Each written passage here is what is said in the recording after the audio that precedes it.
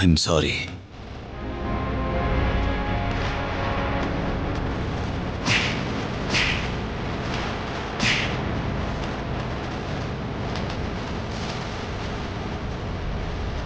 ಸಾರಿ ಪ್ರಿಯಾಂಕಾ, ನಾನಿದನ್ನ ಬೇಕು ಅಂತ ಮಾಡಿಲ್ಲ. ಯಾಕೆ ಯಾಕೆ ಹೀಗ್ ಮಾಡ್ದೆ ನನಗೆ ಯಾಕೆ ಹೀಗ್ ಮೋಸ ಮಾಡ್ದೆ?